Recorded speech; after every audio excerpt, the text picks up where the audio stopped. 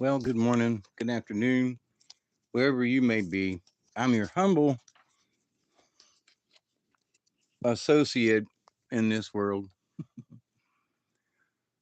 Mr. David Noel, otherwise known as Hawkeye Two Feathers.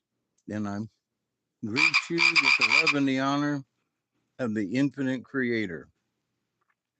And I continue to pray each and every day that each and every one of you will continue to learn how to accept and receive the knowledge, the healing, the wisdom, and the many blessings in the universe.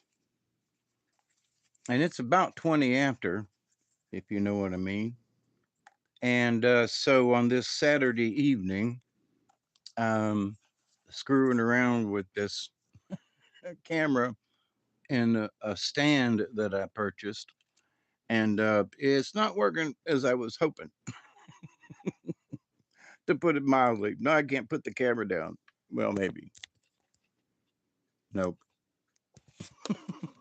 Hang on a second. Hey, Chloe. This is a show enough mess.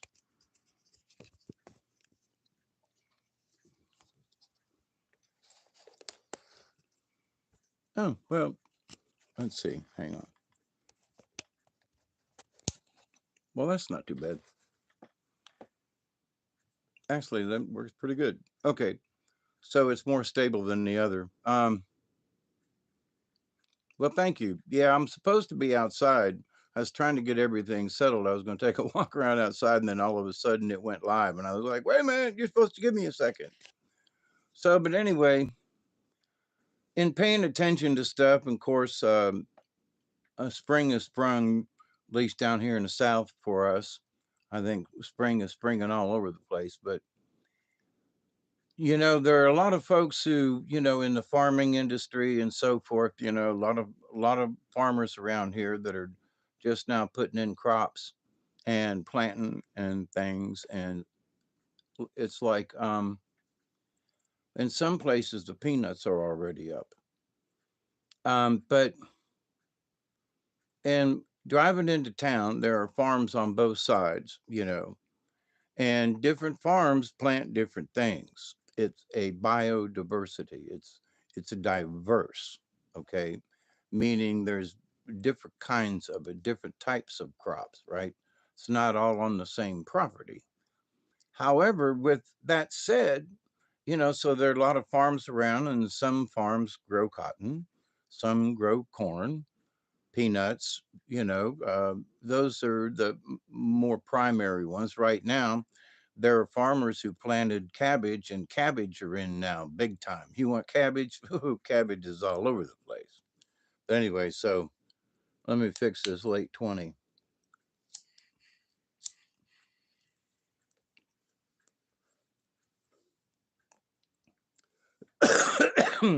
Whee! But the biodiversity of things isn't just with farms, but on a plot of land on a farm, they will plant all cotton or all peanuts or all corn or all something.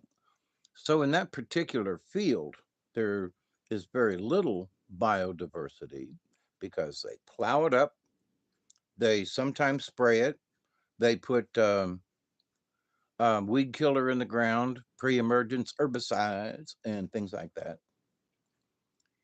which cuts down on the biodiversity of that plot of land.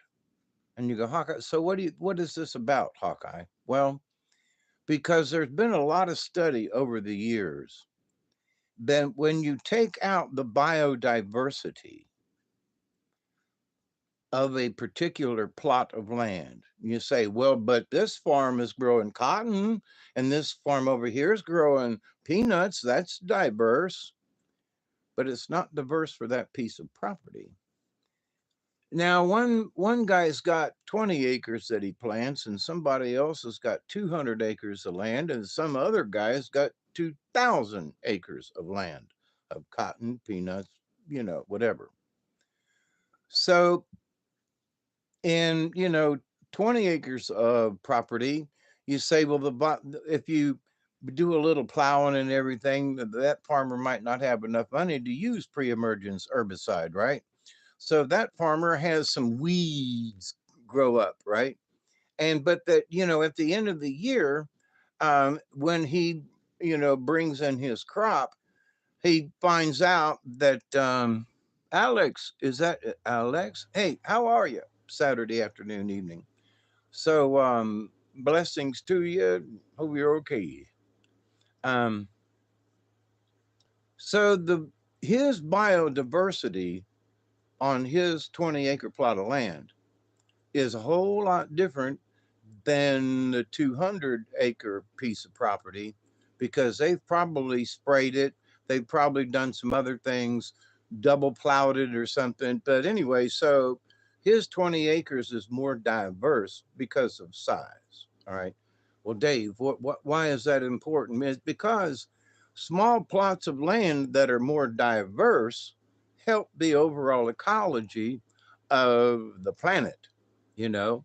And how did I come up with this? Well, and I'm going to go outside and air in a minute. I just can't hold on to the camera and do all of this at the same time. So forgive me. I wanted to take a short smoke break, but I wanted to talk about the biodiversity and kind of sort of what it means. And so it's been 40 years ago, really. And I have the book upstairs. It's called One Straw Revolution. And I've talked about this before, but in this is a Chinese, he was a doctorate, he had a doctorate. I don't think he's still alive, but God bless him if he is after 40 more years. But he had a doctorate from China, in China, and it was about agriculture and so forth. So he was charged with the task of finding out how much property you would need to be able to sustain yourself. I mean, to honestly, sure enough, be able to sustain all different levels to be self-sustaining. Hey, Witch Moon, did I say hi? So anyway, in this one straw revolution, it came down to be that 20 to 25 acres was the absolute optimum. You could have larger, but then it was harder to take care of. And if you had smaller, you didn't have enough room to fulfill all of the things that you needed in order to fulfill all the necessary requirements of self sufficiency, right? So nowadays it's like, well, we have deep water wells and we have irrigation and we have this or that and the other thing. And it's like, yeah, but it's not the same. What? Oh, it's not the same as having the property to kind of sort of work for itself, meaning you've got pasture land and all you got to do is turn out the sheep or the cows or the goats or whatever it is, right? And the land pretty much takes care of itself versus, that you have to bring in supplemental feed to feed the goats or the chickens or whatever, right? So ultimately, what you want to be able to do to sustain your self sufficiency is have your place being so biodiverse that there's enough food on your property to feed the chickens, that you don't necessarily have. You can get supplements if you want to, but you don't have to. That's a biggie. You don't have to. And you say, well, Dave, what do you mean by that? And say, well, when I was running chickens out here in the back, I had a lot of area and I had created habitat for, guess what? Big old cockroaches. It's out there in the woods, a lot of leaves. I put down old bags of feed on the ground, and they just love getting up underneath it. And but the thing is I would go out there, and once a day I would go around the chicken pen, and I would lift up things, and it would scare the roaches into the chicken pen, and the chickens would go crazy over eating the roaches.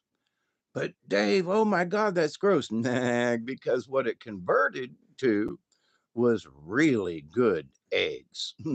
Really nice protein in there. I wouldn't eat a cockroach, but I ate a bunch of them eggs that my chickens ate the cockroaches. Now I didn't have to supplement my feed because, you eat a fruit, from the chicken's point of view, you eat a couple of them cockroaches, so you got a lot of protein. Okay. So, but I'd rather have the chicken in the middle, don't want to eat the cockroaches. So, but in this world of things, so what do you do? Well, my chickens were still laying 4 or 5 years later, where a lot of people just gave up on their chickens. And I still had, my chickens were still laying.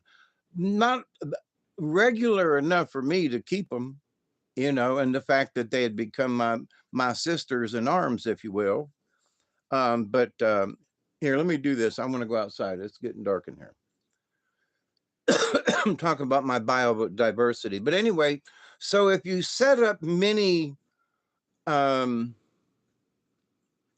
environments, and the mini environment was a lot of leaves and stuff, with around some other things, and the roaches like being there. See, so out there in the woods, which they like being out there anyway, so I created a habitat for them all the way around the chicken pen, using the chicken pen as a basis for the habitat, right at the bottom of the fence. So, and I put boards down and, some cardboard and things, right?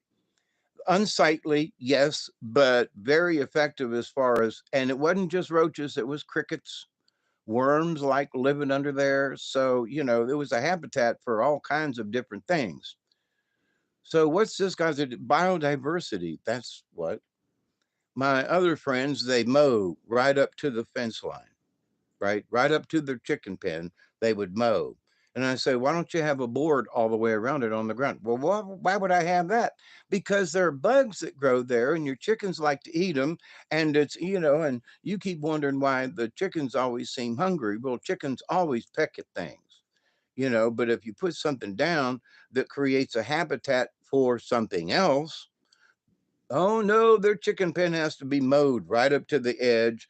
There's nothing, there's no room for habitat for any other living creature, right?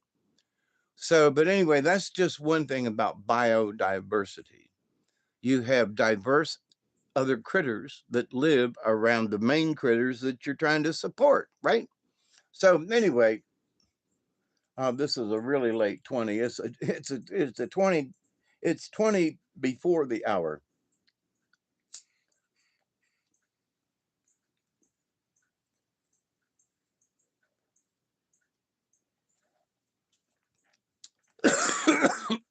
Ooh, a new flavor. But so, and I'm going to go outside here in a minute. Hi, Barry. Hey, Up Kitty. What's going on? How y'all this afternoon? So, but out here in the yard, which I'm going to go out here in a minute, I can't walk and talk and hold on to the camera and be outside and still do this. So, um, but in this one plot of land out here, a little plot of land in my lawn, such as it is, 20 something Australia. What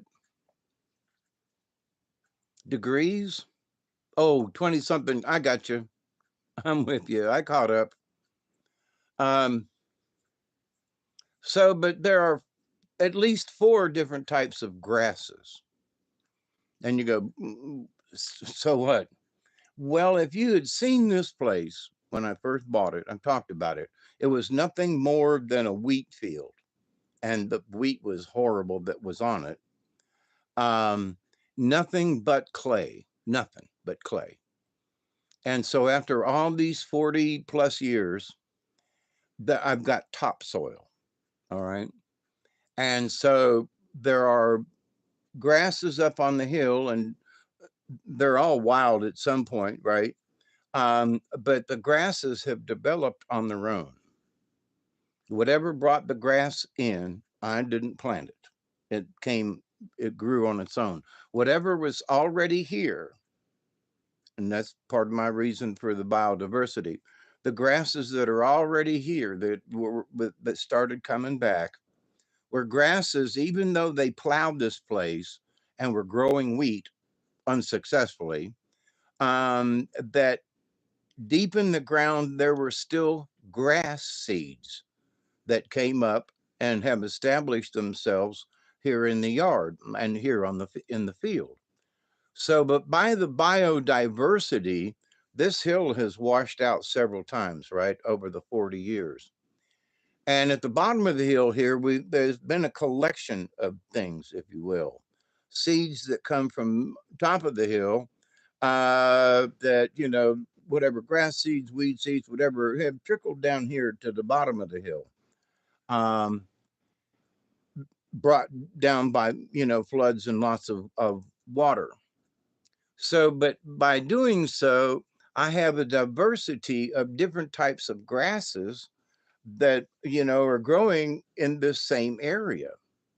And some of the grasses come up at different times of the year, and others come up later on. Some stay the whole year. And so, this biodiversity right out here, and if I'd shut up for a minute, I'll take you out there. I don't have anything to put the camera on. I guess I could put it on the back of the truck, but anyway.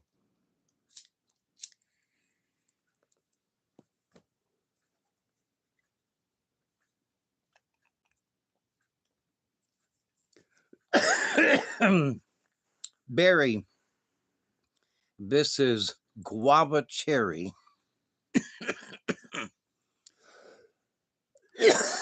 One more and I'll be satisfied.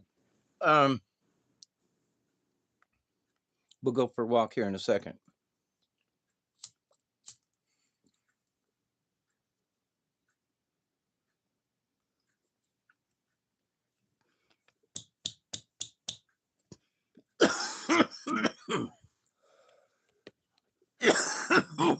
Wee doggies.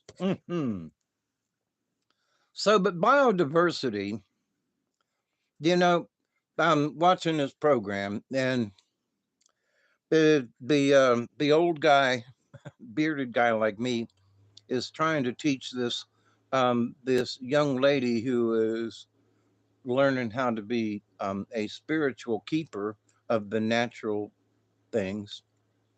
And she's like, but I don't understand about this. And he goes, well, go sit out in nature for a little bit and just feel.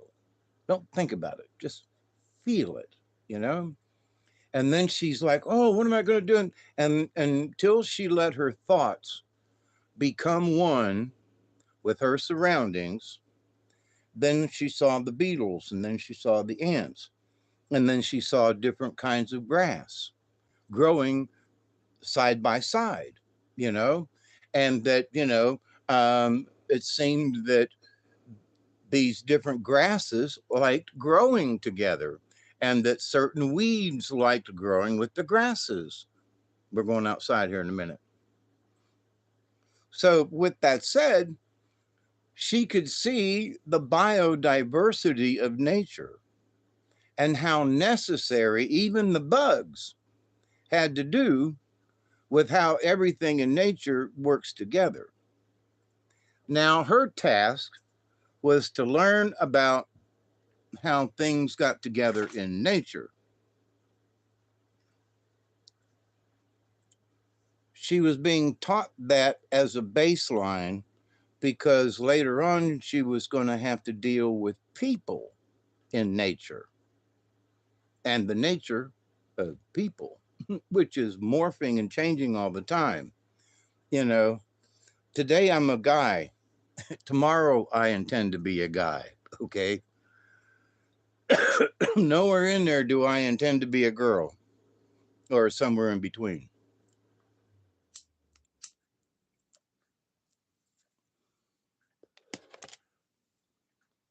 Hang on. I don't know how rude this is going to be to do this.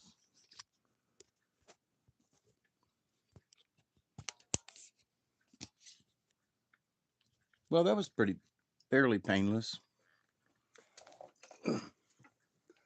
There's still way too much. You going to go outside, Duggar? Go outside?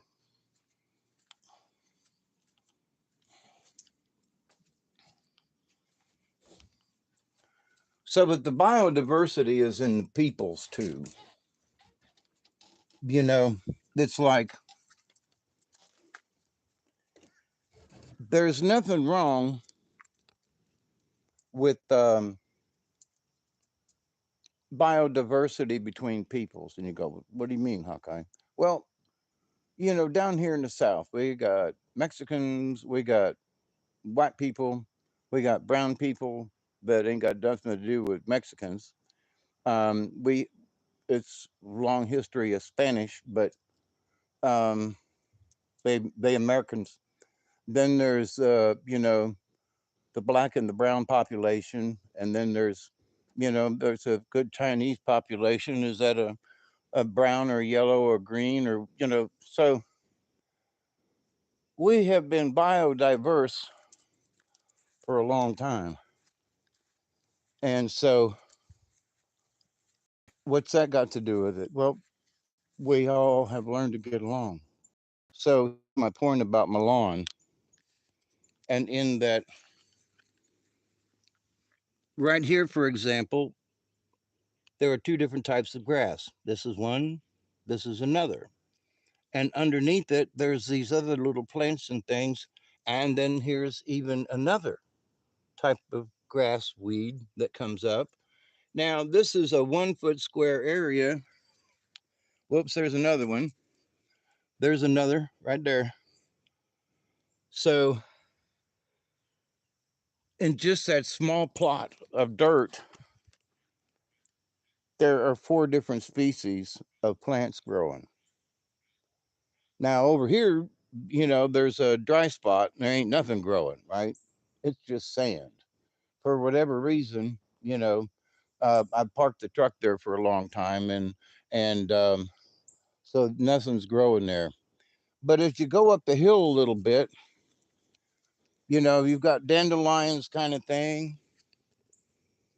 You've got different types of grasses. Now, we're, 5 feet away, 5 feet away from where I was just a minute ago. So in 5 feet, we've got all this diversity. All right. Now, here, look at how big and giant this is. I think this is lettuce. I'm not sure. But I let it grow up. It's sort of like a beanstalk.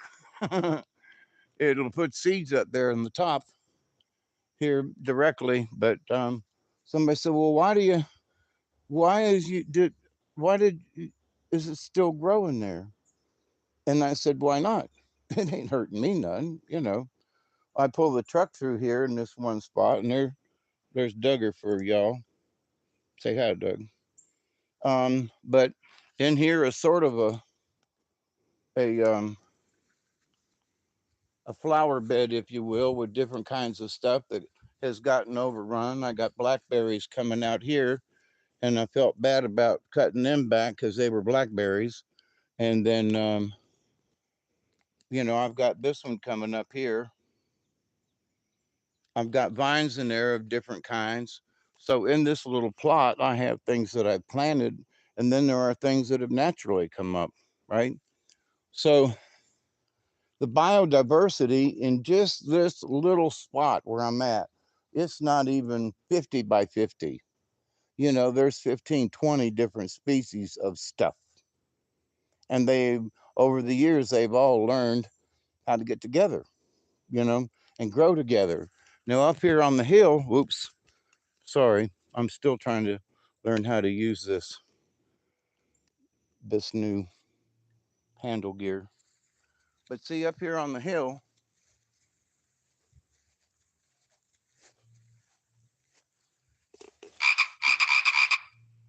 it's mostly grass.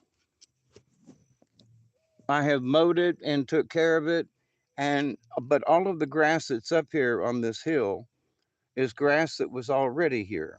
Was already well,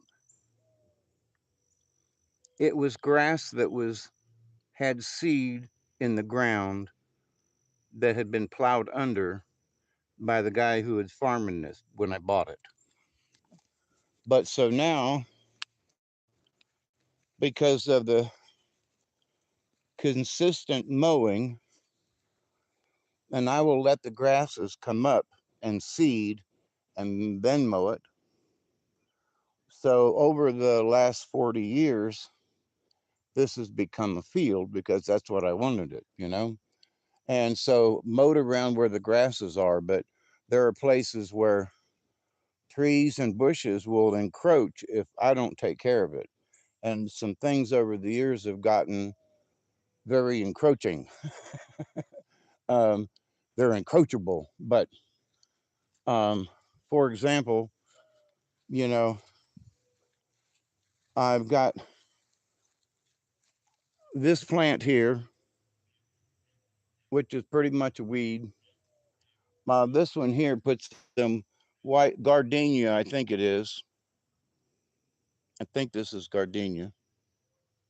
It's beautiful. Then this here is is this part of the gardenia? Maybe, yeah. This oak tree has just come up along with that in the back. There's a pine tree right around the corner, and my well is back here, and you know, and so when I dug the well, there wasn't nothing up here. It was just nothing but clay. So over the last 40 years, the land and nature have learned how to be diverse within itself to create you know, the what, the the biosphere down here on my property. Now, you know, why am I talking about my place all the time? Well, it's an example, nothing more. Is my place special? I don't think so. You know, there are a lot of places that have the same biodiversity, except, and in trying to explain my place um, in the biodiversity here, I can explain history where other places, yeah, I just suppose. But so here with the grass in the yard and everything, out there you can see the puffs from the dandelions. And so I haven't mowed that because I wanted them all to, you know, put up little puff balls. So when I mow it, it's going to spread all them seeds out there.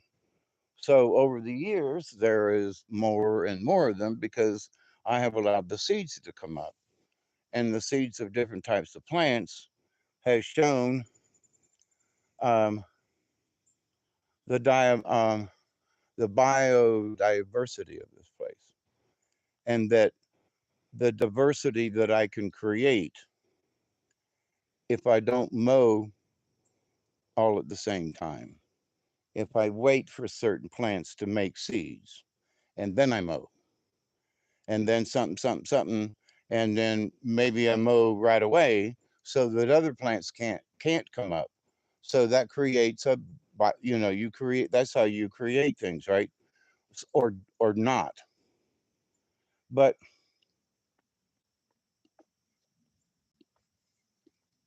I let it go out.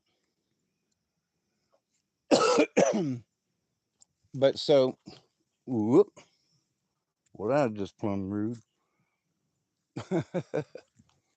But so anyway, walking out here into the yard to the field, don't mind the mess. I'll get out of here. Get out here one day. Bye. So I've got all these plants here, you know, that are putting up the puff balls, and so they're in this area right here, mostly versus over here, is because every year they keep coming up in this same area. And every year I keep waiting to mow it.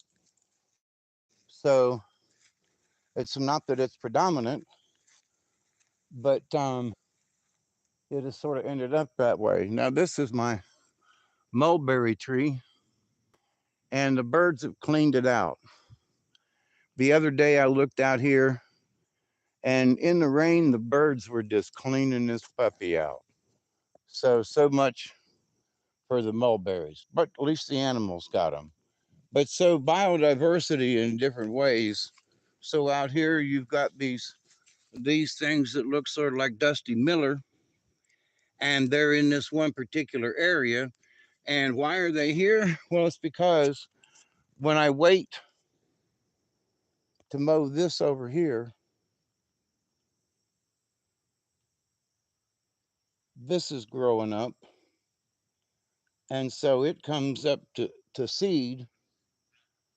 So when I mow that, then I mow this, well, this gets bigger than it should. If I would mow this sooner, this area, I wouldn't have these plants. You know what I mean? So, but in not by not mowing, it has created a different biodiversity here in the grass and on the hill. So many different variations of plants make up the hill, make up what holds the ground down. Because when it rains a lot, you can actually see particles of dirt in the water as it comes down the hill, and especially down here at the bottom of the hill. It's a pretty decent grade when it's running, when it's a lot of water. So, but biodiverse, it's necessary. It's biodiverse that we have different populations of peoples. And it's like we have a large Mexican population, and this is not about Mexicans, but we have a decent population of Chinese type descendants, island folk. I don't know how else to say that would, and I don't mean to be rude, but God, it hurts to stand and walk. I got to catch my breath. But it's very diverse, okay? And people have moved in from up north. We've got Canucks down here. We've got people from Colombia and Venezuela up here legally, that have worked for different types of corporations. And everybody around here has learned how to get along and do, and get together, So we don't have near the types of arguments and things that other communities have. Now, we still have renegades.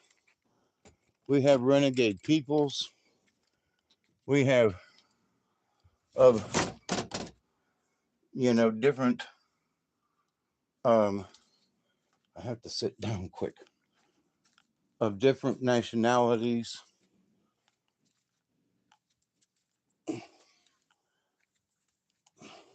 Ouch, ouch, ouch.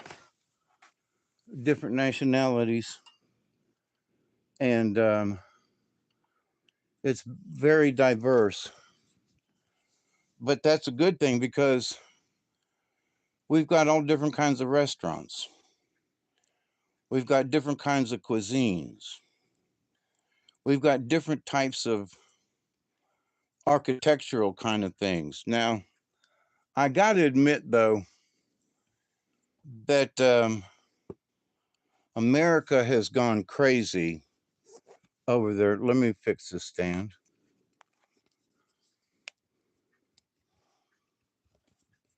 Hang on. Just a second.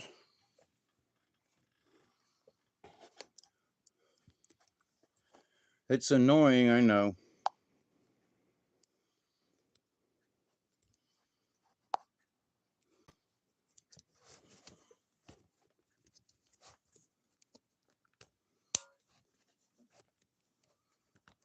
One more click.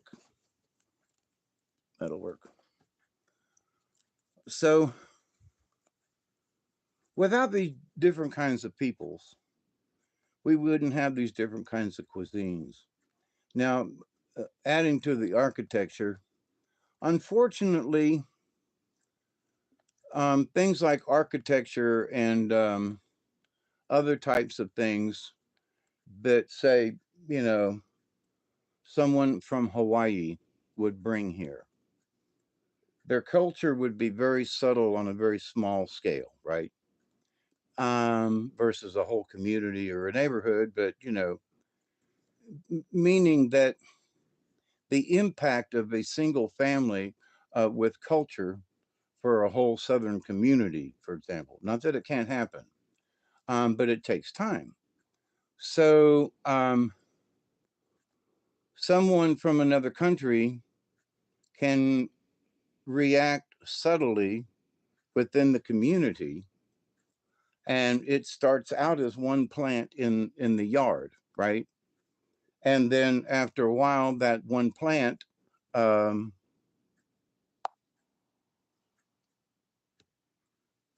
over time, has made seeds and has spread, its dandelion seeds around, and now there's a whole big spot of them.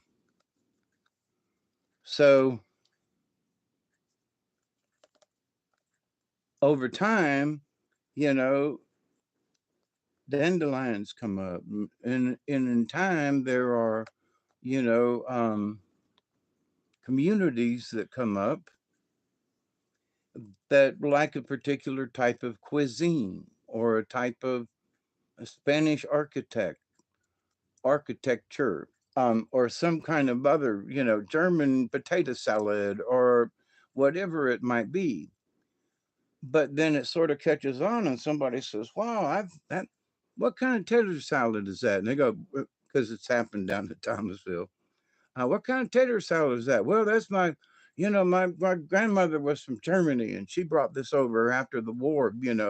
And really, so now somebody gets the recipe for the German potato salad that was brought down, by her grandmother or his grandmother, their grandmother.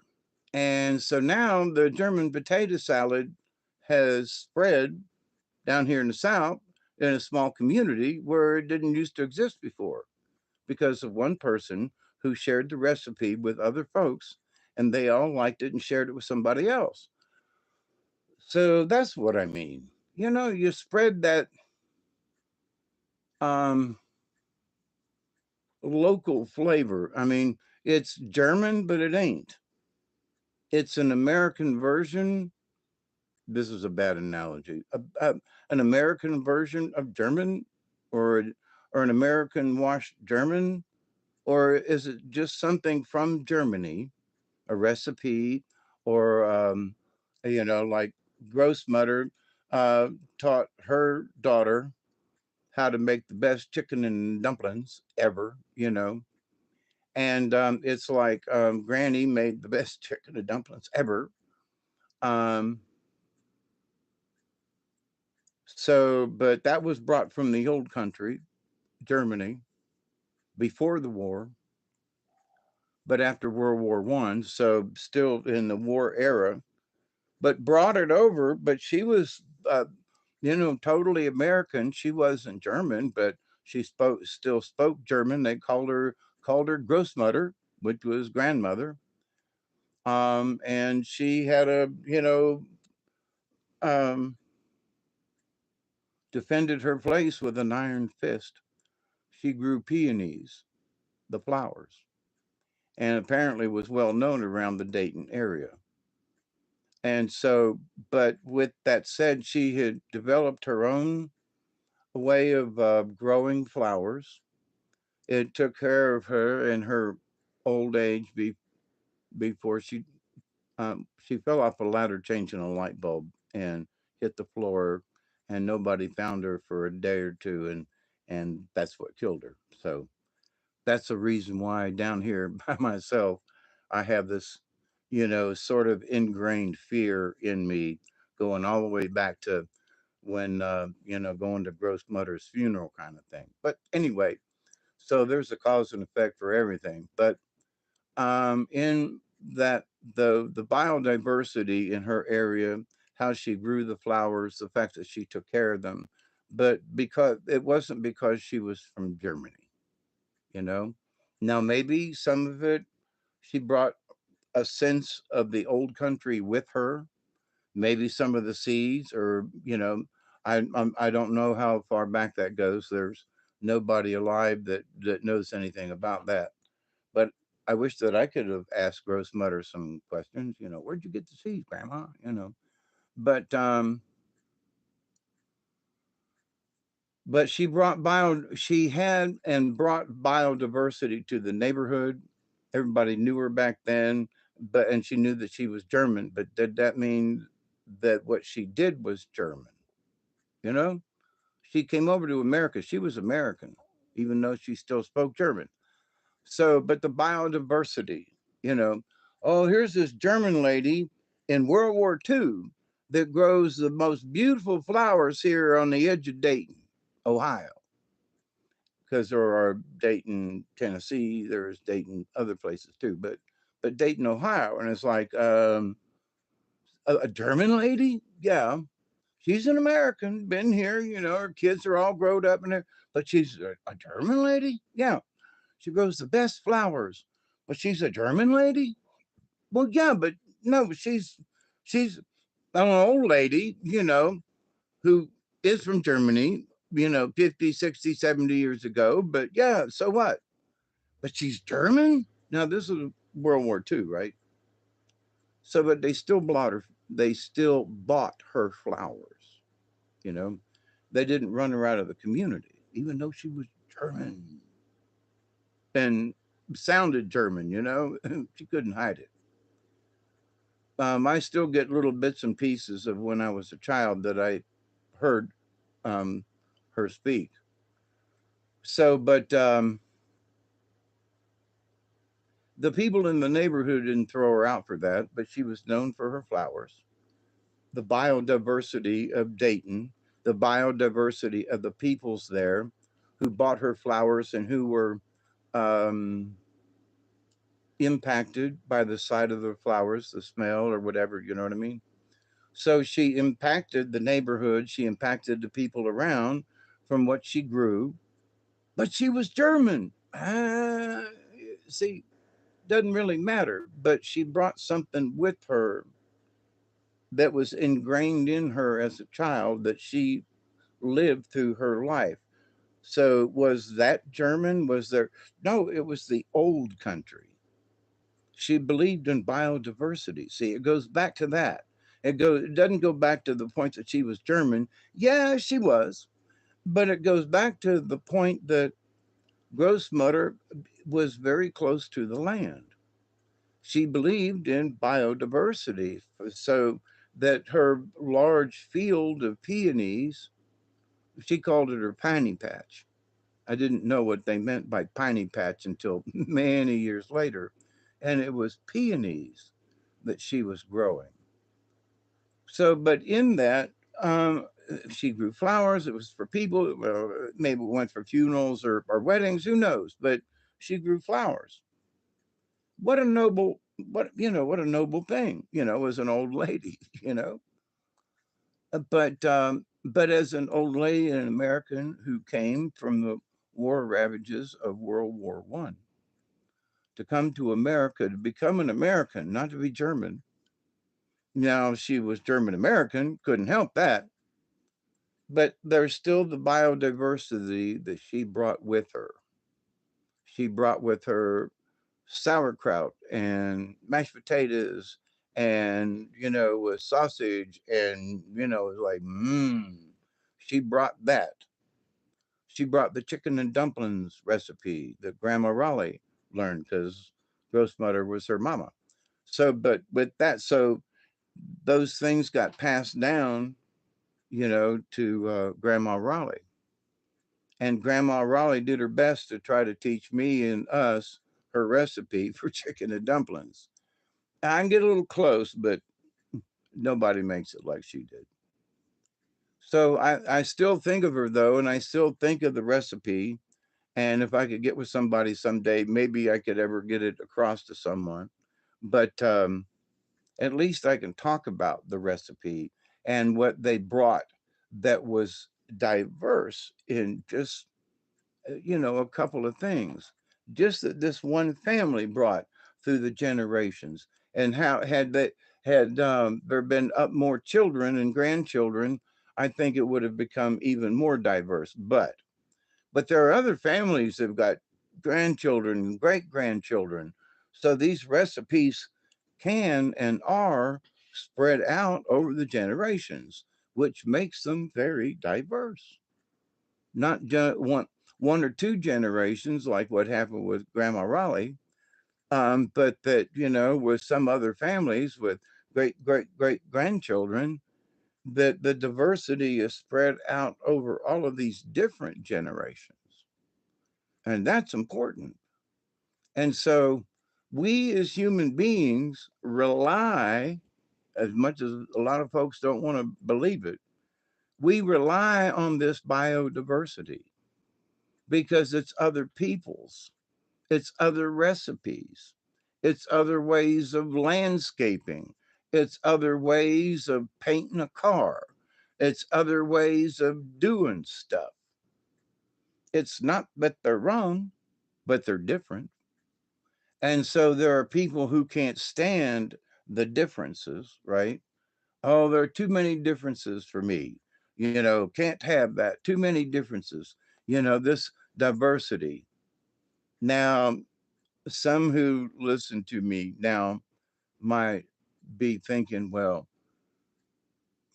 that I believe in, and all the Mexicans who came across the line illegally, that they should just stay here.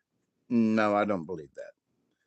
But for all the people who have come here legally over the years, absolutely. And I've known a bunch of them that's why I know about Venezuela. There are folks that came up here from Venezuela. There are folks that came over from the UK who were um, engineers who found work over here that I knew 30 years ago, that immigrated over here to the United States. And so it's like I've known all different kinds of people from different places. Australians, some Austrians, right? Austria, the Alps, and they're up there, kind of thing. And they spoke sort of German, and uh, it almost sounded Russian in a way. But and the lady, the way she spoke was so elegant, and she was elegant. But anyway, folks, from Italy, I think there was we've had a bunch of folks that came in as to Thomas College as um, foreign exchange students.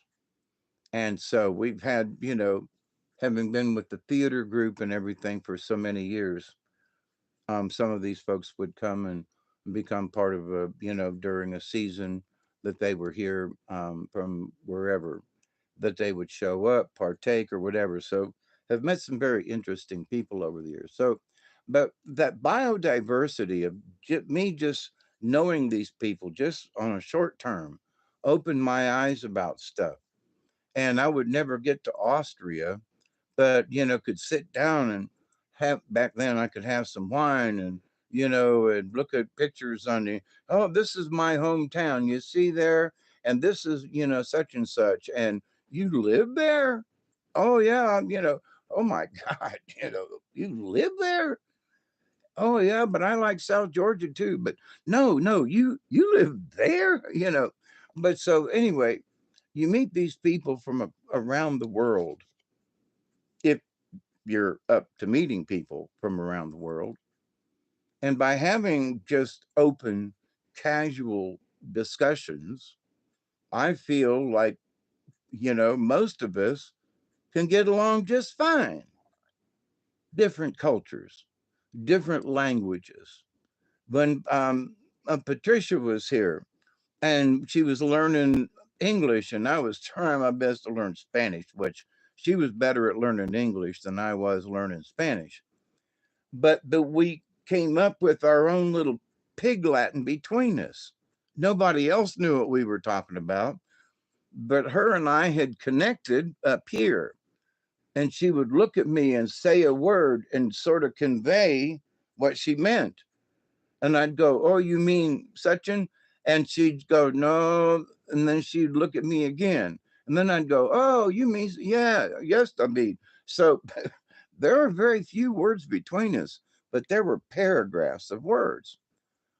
So in trying, and talking with y'all about this over the years, I haven't tried to force it down your throat, but it's very important that we develop this communication with our third eye with other people. And because here recently, as Cliff High has put in one of his videos that talking about the brain noodles going nuts, in so far as that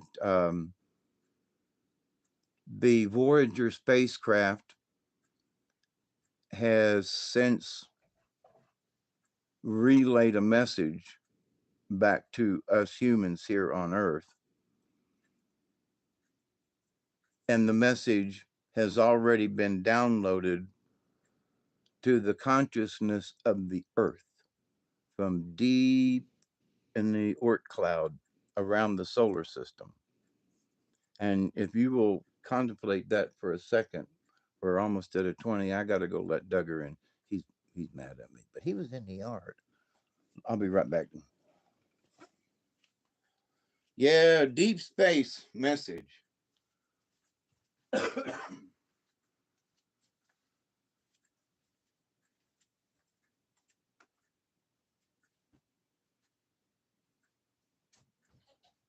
on.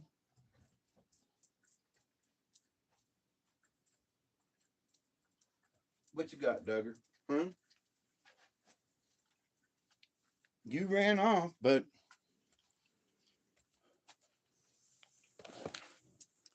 so why am I having this conversation? What? I didn't get a treat.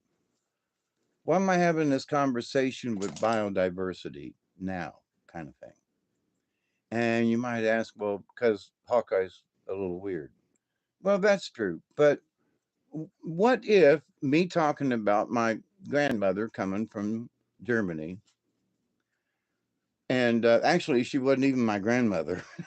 she was um, she is was my Aunt Shirley's mother,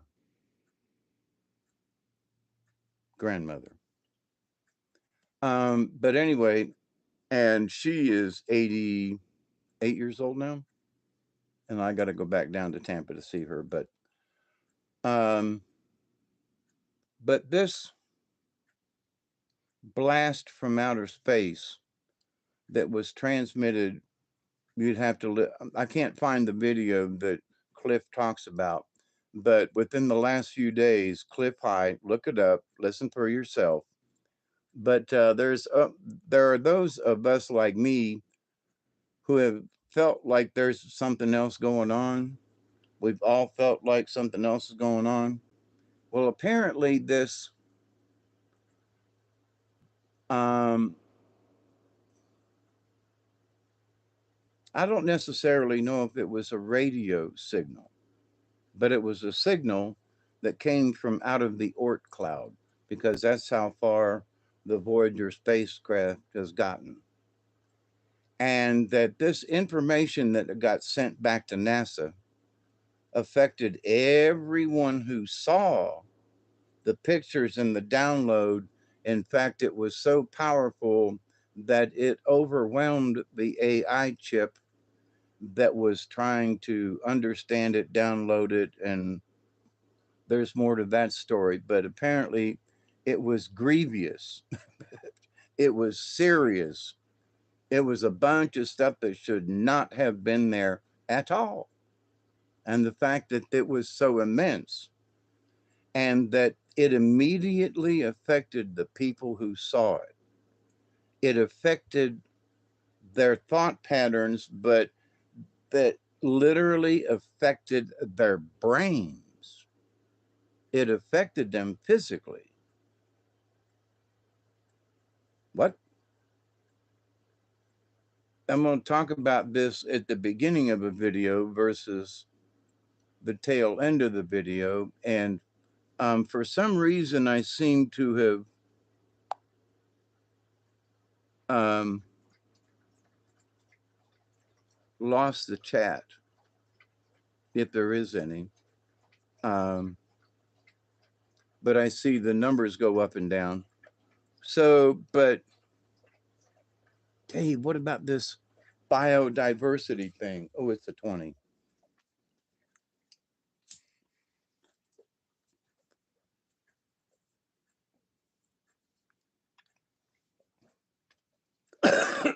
So I would submit this. Why biodiversity? Why now?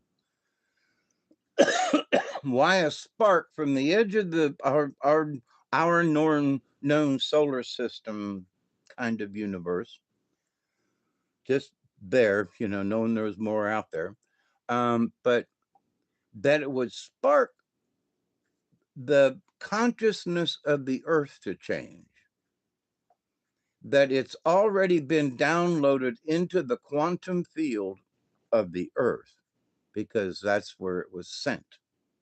And because certain people saw it and the pictures out there, it got on the web, internet in different ways. It is already affecting, and effecting both a little bit the entire population of the planet. Now, what could it be? Is this the spark of enlightenment that we're all supposed to receive that has been foretold by different peoples and such? This is a spark of life. It's a spark of some kind of enlightenment. If it's changing people's thought patterns and actually physically changing the brain physically in some ways, that's a big deal. It's changing our DNA. That's a big deal. What is it? Where's it coming from? And what is it going to turn us into? Because apparently this was intended. And apparently it was intended for us. Think about that. It was intended for us. For why? Don't know. But it was obviously intended for us because it was sent through the Voyager spacecraft back to the Earth. That's why it was sent to us. Okay. Was it sent to the sun? Nope. Was it sent to Venus? Nope. Was it sent to Jupiter? Nope. It was sent via the Voyager spacecraft back to dun, da, da, da, back to Earth. That is significant in and of itself. It wasn't sent to our solar system. Now, maybe it was, but the signal that we received, that NASA downloaded and so forth, was directed right back at us, right back at us. A mirror reflection, if you will. You sent some stuff out to us, we're sending you something back. And here it is. Sorry it blew up your computer chips, but there you go. And apparently this thing it was already headed down from outer space. And apparently it affected the quantum chip like 15 or 20 minutes before they even turned the dang thing on. It already had this quantum chip vibrating from the message from outer space. Now, Cliff High never reports anything that, especially like this, that he doesn't dive into. Now, there's been some articles out there of the scientists from NASA receive message from the Voyager spacecraft that they don't understand. Now, that's, you know, um, that's an understatement. that they don't understand it. But the truth of the matter is, it came back from Voyager. NASA received it, and apparently they don't understand it because they don't understand it. And it takes time to understand some things of these complexities. So, but there's a lot of other information I'm probably just glossing over. A lot of information I don't know about because I've not seen the video that Cliff um, High has suggested. Okay, but just by going by what he has described, and from what I know of just stuff in general, I get it right away that whatever it was, the signal has affected the whole quantum thought process. I don't need to think about that much. I get it right away. I don't get what it is, but I get very seriously that it's here. It's here to stay. It cannot be stopped, whatever it is. Okay. And every single one of us has been or will be affected by this quantum change in the field around the earth. The entire earth now has absorbed what came in from the the satellite. Now, with that said, I would also submit then that the other planets might know about it now. Okay, because the quantum of the earth, I'm sure, through magnetic lines and everything connects to all the other planets and so forth. So I would submit that because the quantum energy of the earth has been affected by this event that came back from Voyager, that therefore that effect, especially like me talking about it, Cliff talking about it, and the more people who are aware of it that talk about it, will expand that idea of the quantum, the quanta, if you will. I'm not too hip on the flavors of terminology, but that ooey gooey stuff that holds us together in the universe, so that it has rippled to another planet, especially since in the quantum field it happens immediately. It doesn't have there's no lag time from the time that it's sent to the time it's received. It's that quick. So whatever we've received, as we understand it, and as we on the planet have received it, whether consciously or not. I'm speaking about it because Cliff talked about it and because he read it and listened and somebody else talked about it. So in that the of our speaking of it and thinking of it, we have expanded the subject within the quantum field of the earth, which in doing so, I believe it's touched the other planets, probably Mars first, simply because we talk about Mars all the time, and then Jupiter, because that's the next big one up. There's been talks and stuff about Neptune recently. So, um, does that mean the quantum thought pattern that came out of the Oort cloud, where the spacecraft is basically back to the Earth, bing, hit us and our consciousness, and through our consciousness alone, whether we even knew it or not. It's this, I don't want to call it a virus, okay? But this program has installed itself into the consciousness of the planet. It's already downloaded, it's already here. And how are we going to know if we're being affected by it or not? Is this a yes no proposition? Is this can we accept it yes or no? Would we know what to reject if we wanted to? Now, Dave, what's this got to do with biodiversity?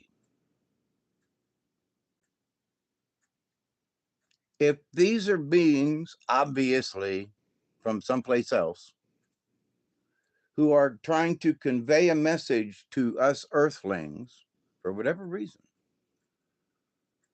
that must mean, in my humble opinion, we need to upgrade our thought process on what biodiversity is. Is it 5 different kinds of grasses growing in my yard in a small space? Is it the biodiversity of different neighborhoods within a big city, where there are Chinese neighborhood, Vietnamese neighborhood, German neighborhood, Jewish neighborhood, mixed neighborhood of Americans. And then, it's like, but all of these make up the city, you know, all of these different types of people make up Americans. All of these different kinds of cuisines and things makes us us. But that's our biodiversity. So much as you would get to know the people down on another block, and for me living in Tampa, the Cuban neighborhood, you know, and it's like, oh man, smell them garbanzo beans. Oh man, I want some soup, and make me a Cuban. So you got to walk down a couple of blocks to get to the Cuban sandwich shop or the restaurant. If you don't walk 2 blocks down, and you're never going to eat there. You're never going to smell what it smells like, the smell, that aroma of the soup cooking. And so, but here's the thing, how are we going to know how to get along or how to recognize even the biodiversity of peoples or beings from another planet or another reality? How are we going to be able to understand what they feel? Do they have 5 different kinds of grasses growing in their lawns? Or do, like some people, who they go around, and if there's any other kind of grass growing in their grass, they got to kill it. It's only this kind of grass that's going to grow here. Whereas if I had done that on the hill here on my place, it would have washed out the seed. The grass wouldn't have established itself. There wouldn't be an understory of biodiverse other kinds of plants that help hold the ground down. Yes, it literally it holds the ground down. They put their roots in, and it keeps, when it rains hard, it keeps the hill from literally moving downstream. So, and that's important because over the years, a lot of dirt has come downhill, and is washed out in places. But anyway, so having a good ground cover is very important, especially on a slope. But it's only by my allowing the biodiversity to exchange seeds every year and allow that biodiversity to be diverse. So in the universe of things, we get this signal from outer space. Bang. It's like planting a seed or opening up a jar or something. And so why was this done now? Why is this just coming in? Why would this be relevant now with all the sightings of UFOs and stuff? Why would this sudden spark from the edge of space mean diddly squat? Biodiversity. Thing, we get woke up. Why? Because there are other things in the universe. Pay attention. Not to be ugly, not to be negative, not to be rude or whatever. Bing. Hey, everybody. There really is other things. There really are other things that exist in this universe. We as human beings need to learn how to be more accepting of biodiversity. the spark from space. So, with that, my friends, gonna leave it at that. Um, I, I don't want to go any further because the last couple of times I tried to save a video, YouTube deleted it before it ever got anywhere.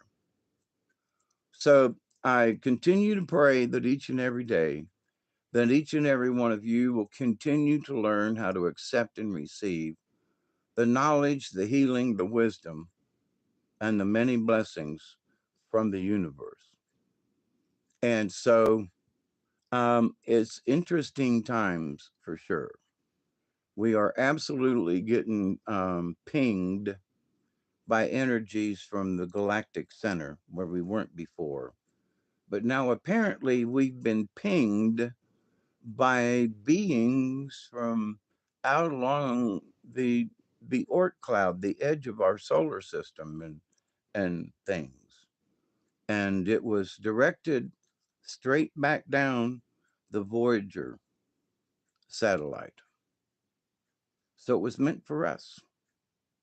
We're just going to have to wait and see how things turn out.